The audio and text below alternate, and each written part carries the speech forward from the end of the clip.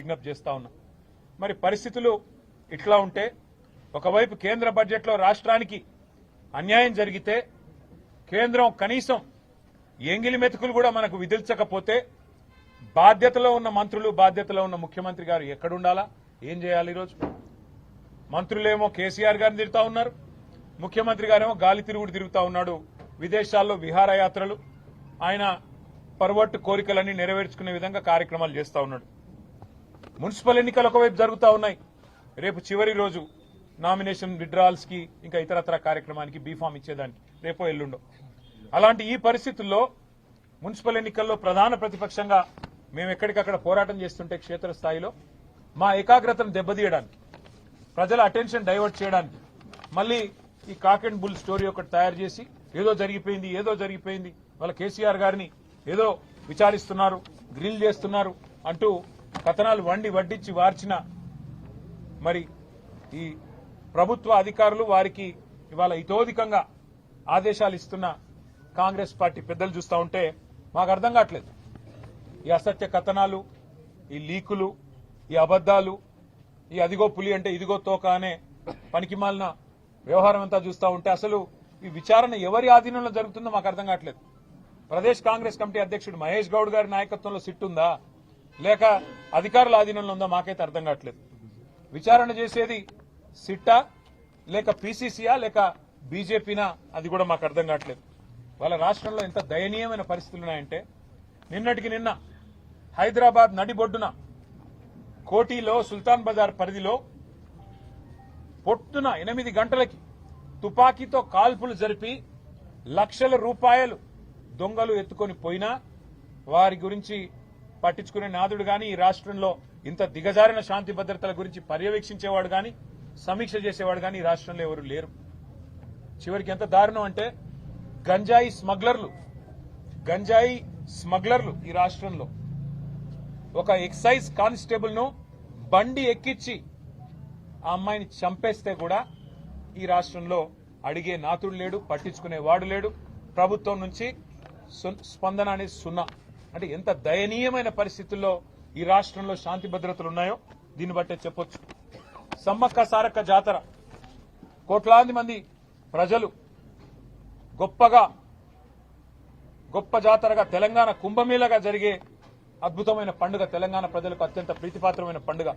అలాంటి పండుగలో అధ్వాన్నమైన ఏర్పాట్లున్నాయని చెప్పి అక్కడ భక్తులు తిరగబడుతుంటే, అక్కడ భక్తులు ఇవాళ చివరికి మంత్రుల అద్దాలు ధ్వంసం చేస్తుంటే, మంత్రుల కార్ల అద్దాలు ధ్వంసం చేస్తుంటే ఎంత అధ్వానంగా ఈ రాష్ట్రంలో ట్రాఫిక్ నిర్వహణ, శాంతి భద్రతల నిర్వహణ, కనీసం ప్రజల మనోభావాల్ని గౌరవిస్తూ తెలంగాణ కుంభమేళాలో కనీస ఏర్పాట్లు కూడా చేయలేకపోతే సమీక్షించేవాడు లేడు. ఎక్కడున్నారయ్యా ముఖ్యమంత్రి గారంటే గాలి మాటలు మాట్లాడుతూ గాలి తిరుగుడు తిరుగుతా ఉన్నారు. రాష్ట్రంలో మాత్రం లేరు. ఇవాళ మాకు అర్థమైంది ఏంటంటే ఈ వ్యవహారం మొత్తం చూస్తుంటే గత వారం రోజులుగా కాలక్షేపం ఏదైతే చేస్తున్నారో, ముఖ్యమంత్రి గారు తిరిగి తెలంగాణలో వచ్చే వరకు మరి గతంలో ఓ సినిమా వచ్చింది, హిట్ 1, హిట్ 2, హిట్ 3 అని 3 భాగాలుగా. అట్లాగే సిట్ 1, సిట్ 2 అని చెప్పి టైంపాస్ కార్యక్రమం చేస్తా ఉన్నారు. ఎందుకు చేస్తున్నారో వారికే తెలవాలి, మాకైతే తెలియదు. కేవలం ఏదో జరిగిపోయినట్టు ఇదిగో పులంటే అదిగో తోక అని ఒక డ్రామా తప్ప ఏమీ లేదు. ఒకటి మాత్రం చివరిగా నేను చెప్పదలుచుకున్నా, కేసీఆర్ గారి మీద బురద జల్లాలి అనుకుంటే అది సూర్యుడి మీద ఉమ్మేయడమే అవుతుంది. అది తిరిగి వచ్చి తమరి ముఖం మీదే పడుతుంది రేవంత్ రెడ్డి గారు, ఇది గుర్తుపెట్టుకోండి.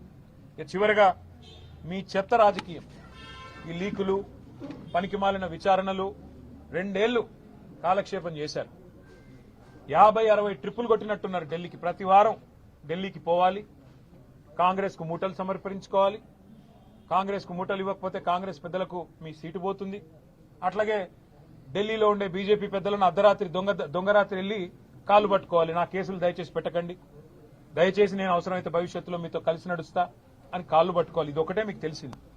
ఈ 2 ఏళ్లలో మరి మీరు రాష్ట్రానికి సాధించింది ఏమన్నా ఉందా దయచేసి చెప్పాలని చెప్పి నేను రాష్ట్ర ప్రభుత్వాన్ని అడుగుతా ఉన్నా. బుద్ధి తెచ్చుకొని ఇప్పుడు అన్ని ట్రై చేశారు మీరు. కాళేశ్వరం అన్నారు, స్కామ్ అన్నారు. 93,000 కోట్లు ఖర్చు అయిన దానిలో 1,00,000 కోట్ల స్కామ్ అన్నారు. అట్లాగే ఫార్ములా ఈ కుంభకోణం అన్నారు, ఏదో జరిగిందన్నారు. విద్యుత్ విషయంలో ఏదో రిటైర్డ్ జడ్జి గారు, సుప్రీంకోర్టు జడ్జి మదన్ లోకూర్ గారు నేసి ఏదో సాధిస్తామన్నారు. మరి ఇప్పుడు ట్యాపింగ్ అంటూ 2 ఏళ్లుగా టైంపాస్ చేస్తున్నారు. ఒక్కొక్కటిగా ప్రజలకు మరి అన్ని విషయాలు తేటపడుతున్నాయి. కొంతమంది యాక్టర్ల ఫోన్లు ట్యాప్ చేశారని చిల్లర ప్రచారం చేశారు. మళ్ళీ తర్వాత అధికారులే అట్లాంటిది ఏమీ లేదు, అంతా బోగస్ అని కొట్టేసే పరిస్థితి. ఇది కూడా అదే పద్ధతుల్లో మరి ఫైనల్ స్టేజ్కి వచ్చింది. కాబట్టి నేను రాష్ట్ర ప్రభుత్వానికి ఒక ప్రతిపక్ష నాయకుడిగా, బాధ్యత గల ప్రతిపక్ష శాసనసభ్యుడిగా ఒక సూచన చేస్తా ఉన్నా. ఇకనైనా మీరు ఈ అటెన్షన్ డైవర్షన్ గేమ్లు ఆపేసి ఇప్పుడు బడ్జెట్ ప్రవేశపెట్టే టైం వచ్చింది.